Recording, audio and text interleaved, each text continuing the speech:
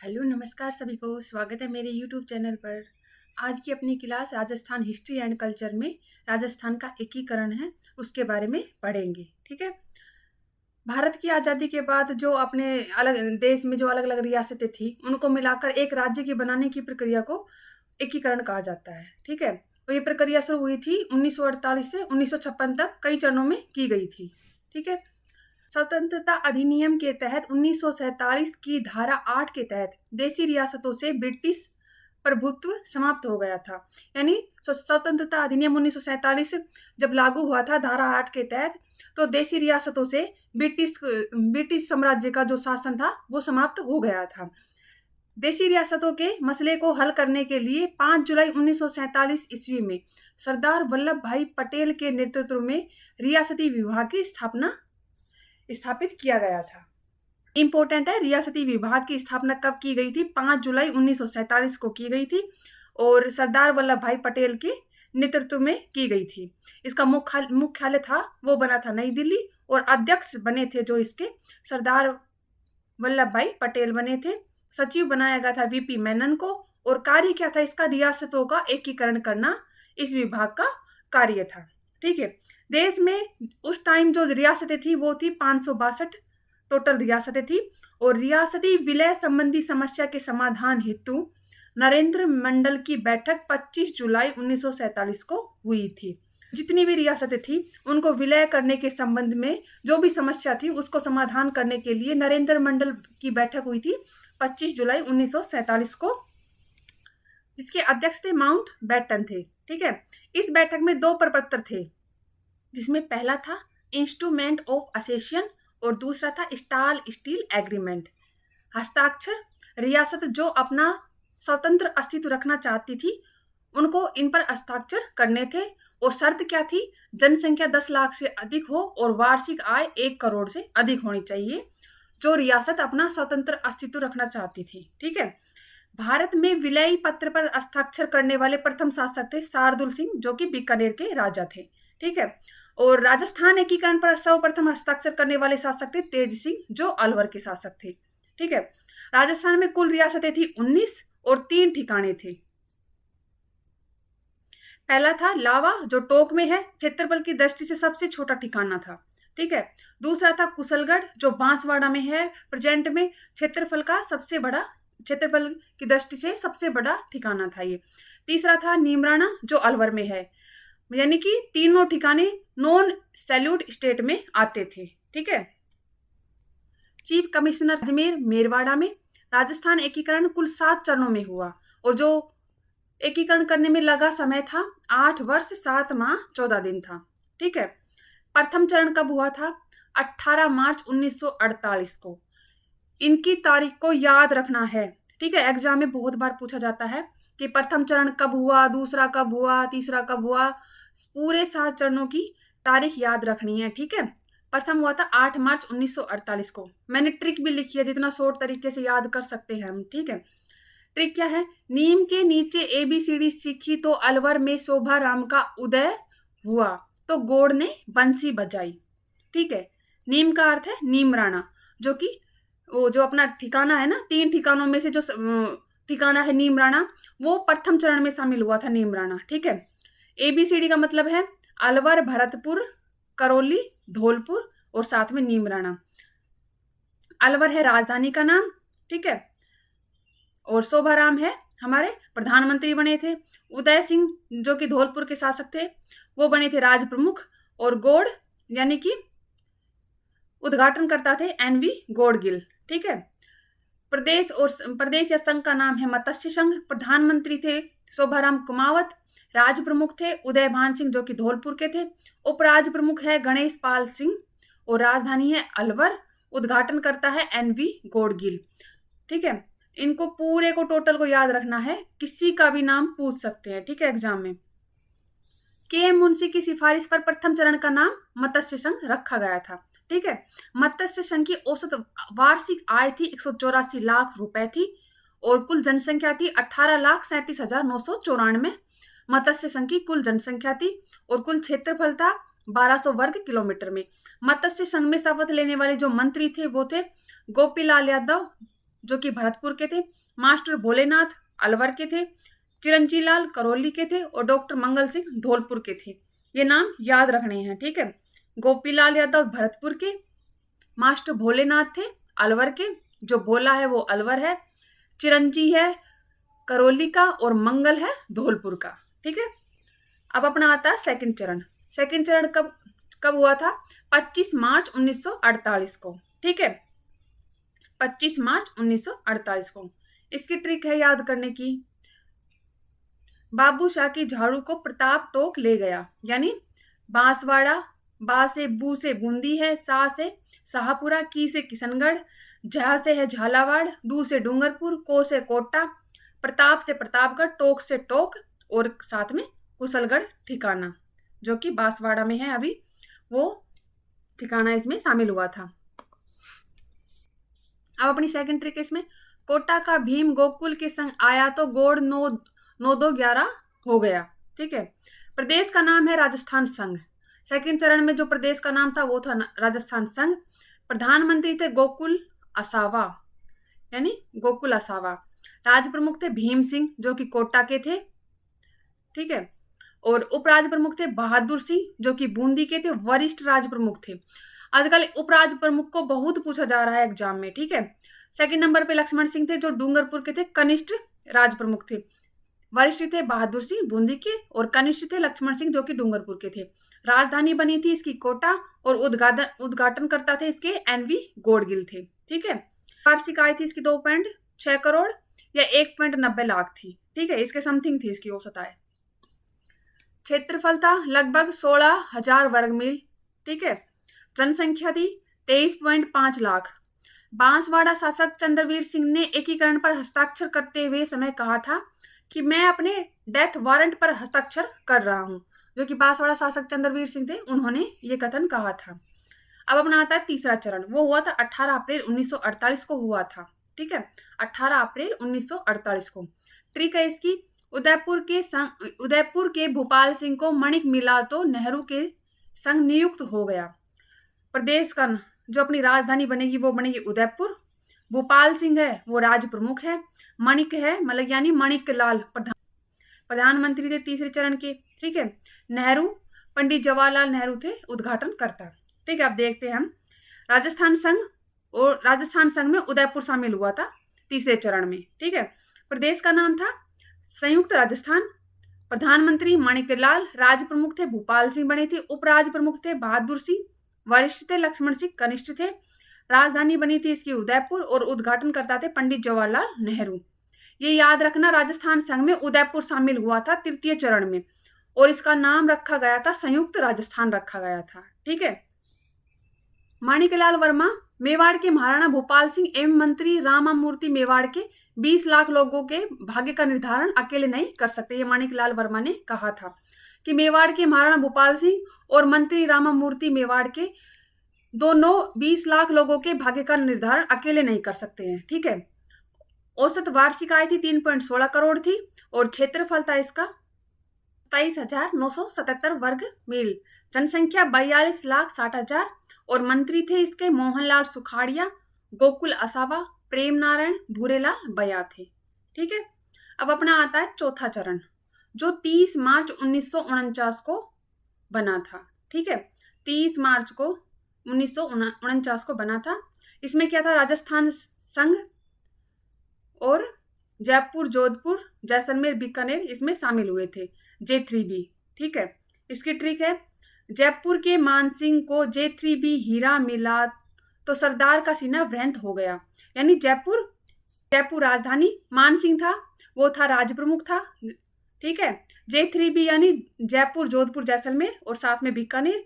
हीरालाल शास्त्री जो कि मुख्यमंत्री थे इस चरण के, ठीक है, और सरदार वल्लभ भाई पटेल ने उद्घाटन किया था, ठीक है।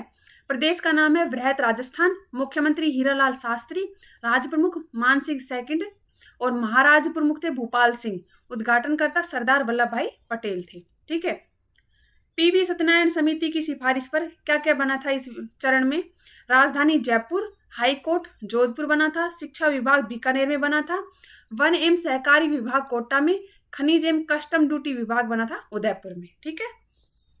और मंत्री थे इस चरण में नरसिंह कछवाहा, हनुमंत सिंह, भूरेलाल बया, रघुवर दयाल, वेदराज त्यागी, प्रेम नारायण माथुर, सिद्धराज टड्डा थे। ठीक है। और राजस्थान दिवस मनाया जाता है 30 मार्च को, चैत्र शुक्ल 1 को। ठीक है, याद रखना 30 मार्च को राजस्थान दिवस मनाया जाता है। उस दिन चैत्र शुक्ल 1 होता है। ठीक है। राजस्थान स्थापना दिवस 1 नवंबर को मनाया जाता है। जोधपुर शासक हनुमंत सिंह जो पाकिस्तान में मिलना चाहते थे। ठीक है, लेकिन इस योजना का पर्दाफाश सुमनेश जोशी ने अपने समाचार पत्र रियासती में किया था। जो जोधपुर के शासक हनुमंत सिंह थे वो पाकिस्तान में मिलना चाहते थे। इस चीज का पर्दाफाश सुमनेश जोशी ने अपने समाचार पत्र रियासती में किया था। ठीक है। राम मनोहर लोटिया ने एकीकृत राजस्थान की मांग की थी। राजस्थान आंदोलन समिति के अध्यक्ष थे। ठीक है। जयनारायण व्यास 9 नवंबर 1948 ईस्वी में एक सार्वजनिक सभा में वृहद राजस्थान की मांग की थी।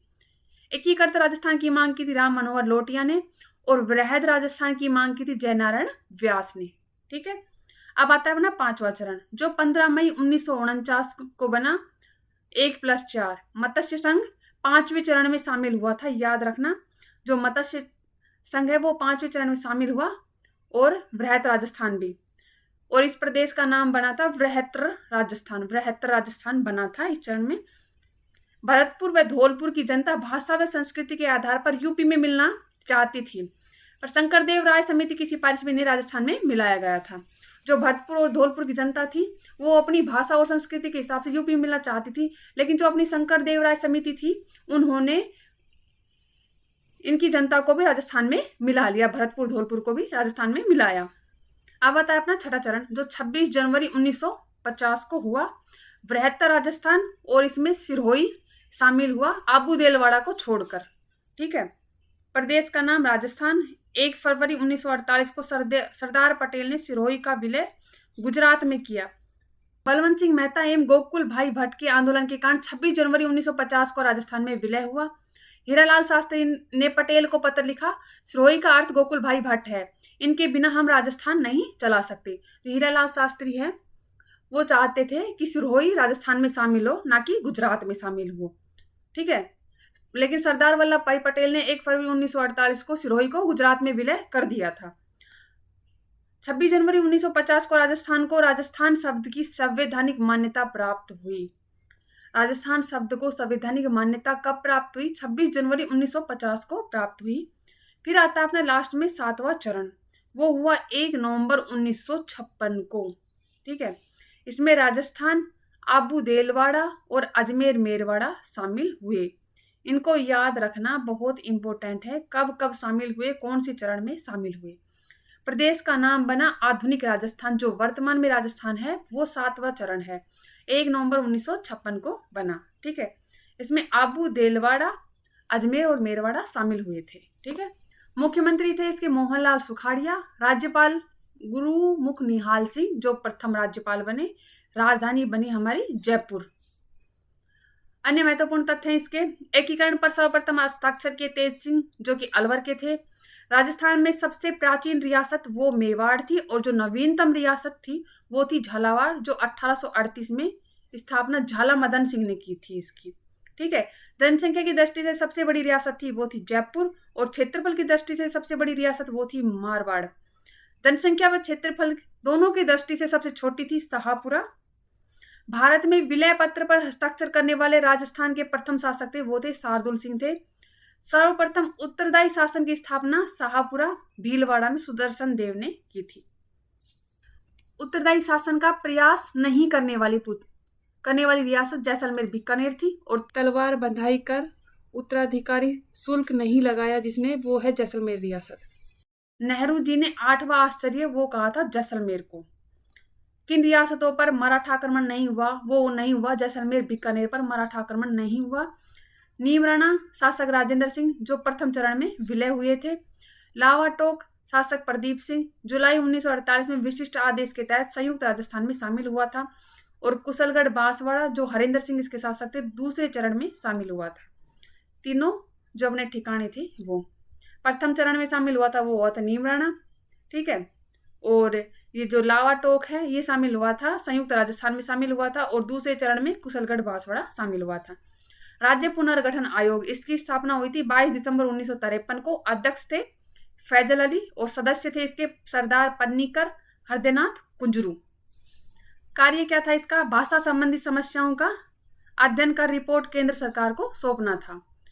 आयोग की रिपोर्ट के आधार पर राज्य पुनर्गठन अधिनियम 1956 पारित कर संविधान में 7वां संशोधन किया गया था। ठीक है, जो भाषा संबंधी समस्याओं को अध्ययन करके और जो रिपोर्ट बनाती थी वो केंद्र सरकार को सौंपना था इनका कार्य।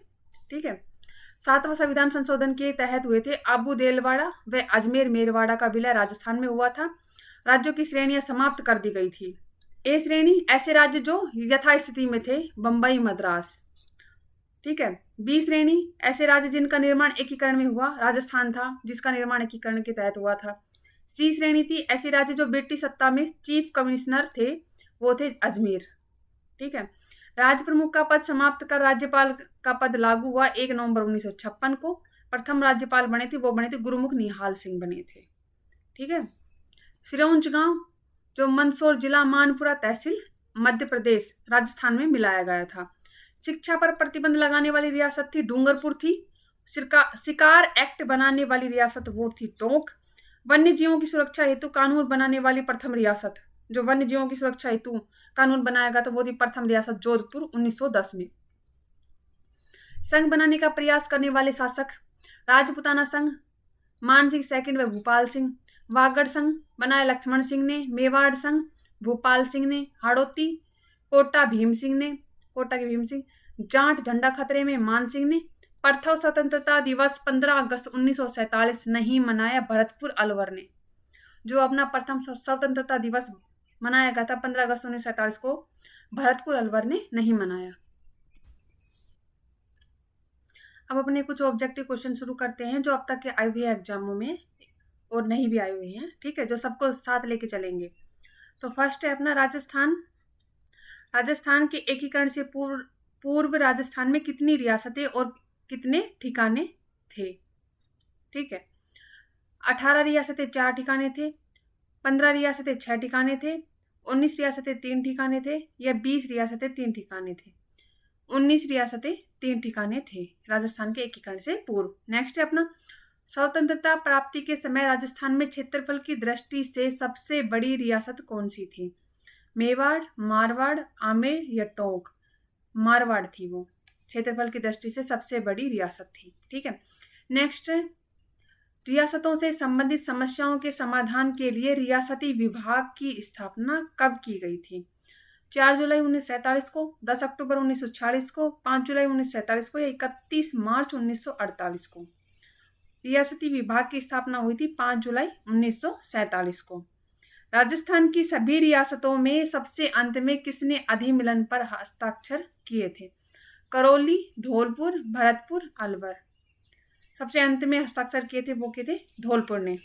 नेक्स्ट है राजस्थान की रियासतों के एकीकरण का आरोही क्रम बताना है। ठीक है, इसमें टोंक, उदयपुर, जैसलमेर, अजमेर। सबसे पहले सेकंड चरण में शामिल हुआ था टोंक, यानी 25 मार्च 1948 को। ठीक है, फिर शामिल हुआ था उदयपुर। ठीक है, ये हुआ था थर्ड चरण में शामिल। चौथे चरण में शामिल हुआ था जैसलमेर और सबसे लास्ट में 1956 में शामिल हुआ था अजमेर। ठीक है, नंबर वाइज है, फर्स्ट ऑप्शन आएगा इसका। अगला है निम्न शहरों को राजस्थान के एकीकरण के समय स्थापित कार्यालयों के साथ सुमेलित कीजिए। इनको सुमेलित करना है कि कौन से जिले में क्या स्थापित, कौन सा विभाग बनाया गया था। ठीक है, फर्स्ट सूची में है भरतपुर, जोधपुर, बीकानेर, उदयपुर, और सेकंड सूची में हाईकोर्ट, शिक्षा विभाग, खनिज विभाग, कृषि विभाग। ठीक है, तो भरतपुर में बनाया गया था कृषि विभाग बनाया गया था, जोधपुर में बनाया था हाईकोर्ट, और बीकानेर में बनाया गया था शिक्षा विभाग, उदयपुर में बनाया था खनिज विभाग। ठीक है, इसके हिसाब से अपना ऑप्शन आएगा 4th डी। ठीक है, नेक्स्ट है राजस्थान निर्माण के तृतीय चरण यानी संयुक्त राजस्थान में राज्य की राजधानी बनाया गया था। जयपुर को, अलवर को, कोटा को, उदयपुर को बनाया गया था। ठीक है, नेक्स्ट है, कितने सोपानों में सिरोही का राजस्थान में विलय हुआ? 1, 2, 3 या 4? बी ऑप्शन है, ठीक है, 2 सोपानों में सिरोही का राजस्थान में विलय हुआ था। नेक्स्ट है, 1948 में राजस्थान के एकीकरण के समय मेवाड़ का महाराणा कौन था? उम्मेद सिंह, गज सिंह, शार्दुल सिंह, भोपाल सिंह? वो थे भोपाल सिंह, ठीक है। नेक्स्ट है, भारत संघ की अधिमिलन पत्र पर हस्ताक्षर करने वाले राजस्थान के प्रथम शासक थे? ए है, जोधपुर के राजा हनुमंत सिंह थे। बी है, धौलपुर के राजा उदयभान सिंह थे। सी है, बीकानेर के शार्दुल सिंह फर्स्ट थे। डी है, किशनगढ़ के महाराजा सुमेर सिंह थे। तो भारत संघ के अधिमिलन पत्र पर हस्ताक्षर करने वाले राजस्थान के जो प्रथम शासक थे वो थे बीकानेर के शार्दुल सिंह थे। शार्दुल सिंह फर्स्ट थे। नेक्स्ट है, एकीकरण के समय किस मारवाड़ नरेश ने पाकिस्तान में मिलने का प्रयास किया था? हनुमंत सिंह ने, उम्मेद सिंह ने, जसवंत सिंह ने? कोई नहीं। वो किया था हनुमंत सिंह ने पाकिस्तान में मिलने का प्रयास किया था, जिससे जो अपने पत्रकार थे सुमनेश जोशी, उन्होंने अपने पत्रिका में इसका पर्दाफाश किया था, ठीक है। नेक्स्ट है, राज प्रमुख के पद को राज्यपाल का पदनाम कब दिया गया था? 1947 को, 1949 को, 1950 को, 1956 को? वो दिया गया था 1956 को। नेक्स्ट है, राजस्थान में अजमेर के विलय के समय वहां के मुख्यमंत्री कौन था? हरविलास सारदा, बालकृष्ण कोल, हरिभाऊ उपाध्याय, हीरालाल शास्त्री? वो थे हरिभाऊ उपाध्याय, ठीक है। अगर वीडियो अच्छी लगी हो तो चैनल को लाइक, शेयर, सब्सक्राइब जरूर करें और ऐसी अच्छी वीडियो लाने के लिए मुझे कमेंट करके बताएं कि मैं अगला टॉपिक क्या लेके आऊं, ठीक है। धन्यवाद।